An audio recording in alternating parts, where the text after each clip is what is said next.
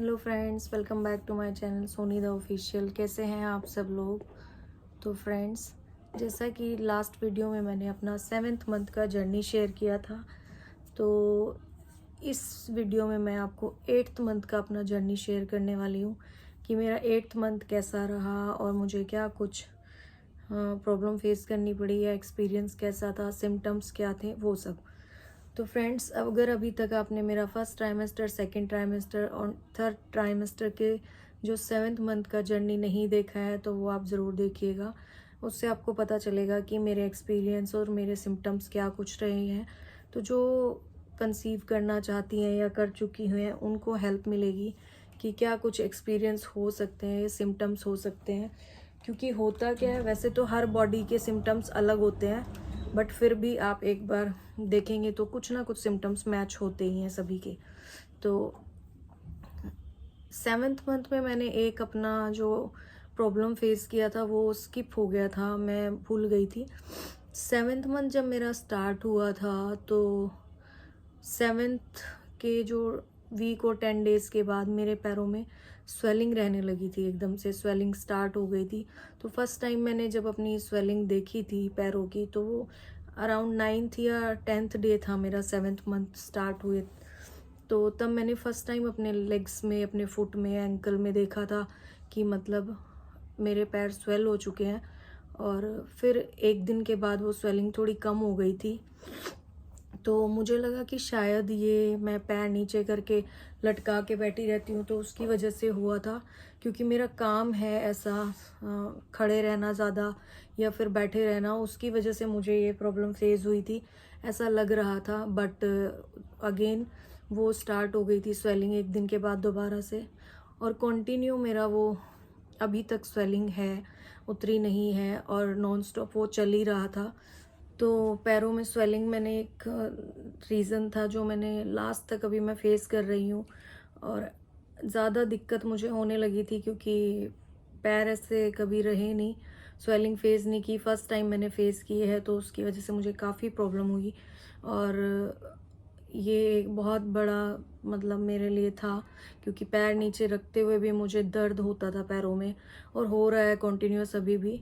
और एक ये था कि जैसे जैसे आपका टाइम बढ़ता जाता है तो जो आपके पेट का साइज़ है वो भी बढ़ता रहता है। तो 8th मंथ में आके मेरे पेट का साइज़ भी काफ़ी बढ़ चुका था। तो मुझे पेट का साइज़ बढ़ने की वजह से ये हो रहा था कि बैक पर प्रेशर फील हो रहा था, और उसकी वजह से बैक पेन नॉन स्टॉप चलने लगा था। पूरा टाइम बैक पेन रह रहा था मुझे। तो मैंने उसके लिए थोड़ी स्ट्रेचिंग वगैरह, योगा वगैरह शुरू किया, जो कि मैंने 7th मंथ में ही शुरू कर दिया था। तो उससे मुझे काफ़ी हेल्प मिलती थी अपनी बॉडी को एक्टिव रखने में। साथ ही साथ मुझे पेल्विक पेन काफ़ी ज़्यादा था, 4th मंथ से ही स्टार्ट हो गया था, तो वो कंटिन्यूस चलता रहा। स्पेशली मुझे रात को प्रॉब्लम होती थी टर्न लेने में, या जैसे मैं उठती थी तो उस टाइम मुझे पेल्विक पेन बहुत फील होता था। तो योगा से मुझे उस चीज़ में भी काफ़ी हेल्प मिली, अपने आप को हील करने में, बैक पेन में भी काफ़ी ज़्यादा, और मेंटल पीस भी थोड़ा मिलता था। क्योंकि 8th मंथ में ऐसा हुआ था कि मुझे 2-3 क्लोज़ में ही डेथ जो मेरे क्लाइंट्स थे सुनने को मिली थी, जिनकी वजह से मैं काफ़ी स्ट्रेस्ड हो गई थी एकदम से।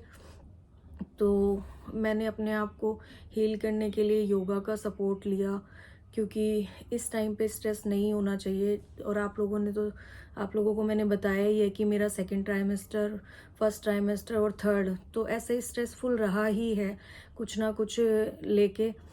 और एक मेरे हस्बैंड का और मेरा थोड़ा-सा टाइम स्पेंड नहीं हो पा रहा था, थोड़ा-सा कुछ ना कुछ चल रहा था, वो बिज़ी थे, इस चक्कर में भी मैं थोड़ा स्ट्रेस में रहती थी। क्योंकि मुझे लगता था कि ये टाइम हमारा ऐसा है कि हमें थोड़ा-सा आपस में बातचीत करनी चाहिए या बेबी बॉन्ड को इंक्रीज़ करना चाहिए, वो नहीं हो पा रहा था। और मुझे ऐसा मेंटली लगता था कि उनको थोड़ा-सा बेबी के साथ टाइम स्पेंड करना चाहिए, जिससे बॉन्ड थोड़ा-सा स्ट्रॉन्ग हो, बट वो नहीं हो पा रहा था। और उनके साथ-साथ ये सोच-सोच के या फालतू चीज़ों के स्ट्रेस की वजह से मैं भी टाइम नहीं दे पा रही थी और स्ट्रेस में रहने लगी थी। तो योगा ने मुझे काफ़ी हील किया इस चीज़ को लेके।